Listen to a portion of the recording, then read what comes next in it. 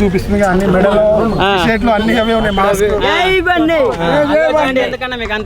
ఇష్టమని అంతే. ఇప్పుడు ప్రతి ఒక్క లైఫ్ లో ఇన్స్పిరేషన్ ఉంటుంది అన్న. ఇప్పుడు అంబానీని చూసి చాలా మంది డబ్బులు సంపాదించాలంటారు. డబ్బులు అట్లా నాకు ఒక ఇన్స్పిరేషన్.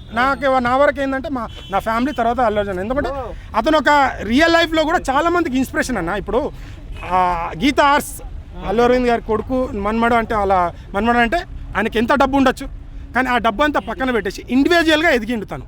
సో నేనింది అల్లు అర్జున్ అంటే ఏందనే చూపించాలనుకున్నాడు. అది నిదర్శనం కదా యూత్కి.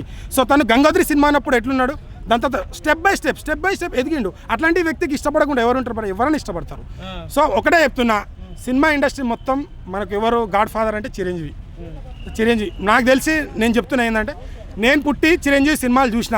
పవన్ కళ్యాణ్ ట్రెండింగ్ షూట్ చేసిండు, తర్వాత ఐకానిక్ సార్ ఇండియాని దున్నేసిండు. మరి పవన్ కళ్యాణ్ అన్నని ఆయన చెప్పని బ్రదర్ అని చెప్పడం ఎంతవరకు కరెక్ట్ అంటారు? చెప్పని బ్రదర్ అన్నది ఇప్పుడు క్లారిటీ ఇస్తాను మీకు. నాగబాబు సార్ చాలా ఈవెంట్లో చెప్తారు, పవన్ కళ్యాణ్ ఫ్యాన్స్ అరిస్తే మీరు అరుస్తున్నారు పోయి నాగబాబు సార్ అన్నారు, మీరు ఇంటికి వెళ్ళి అడగచ్చు కదా అని అన్నారు. మీకు గుర్తుందో లేదో అది అన్నాడు. దానికి ఎవరు ట్రోల్ చేయాలి, బన్యనే ట్రోల్ చేసారు. ఓకేనా? సో అది ఆల్రెడీ అది ఎందుకు చెప్పిండో దానికి క్లారిఫై ఇచ్చిండు. ప్రతి ఈవెంట్లో ఇప్పుడు మనం వేరే హీరో ఈవెంట్కి వెళ్తాం, సినిమా అనేది 24 క్రాఫ్ట్స్ వాళ్ళకి ఒక్క ఛాన్స్ దొరుకుతుంది. ఎక్కడ? మన ఈవెంట్లో మాట్లాడడానికి. ఇప్పుడు సినిమా ఛాన్స్ కోసం ఎట్లా తిరుగుతారు కృష్ణగారు మీ అందరికి తెలుసు. నాకు తెలిసి మీ దాంట్లో కూడా తిరిగే వాళ్ళు ఉంటారు. అలాంటి తిరిగేళ్ళకి ఒక ఆపర్చునిటీ వస్తుంది. ఒక డైరెక్టర్ గానో ఒక మ్యూజిక్ గానో వాళ్ళకి ఎక్కడ మాట్లాడడానికి స్టేజ్ ఉంటుంది. ఆ స్టేజ్ ఉన్నప్పుడు కూడా మనం కూడా అక్కడ డిస్టర్బ్ చేస్తే ఏమవుతుంది?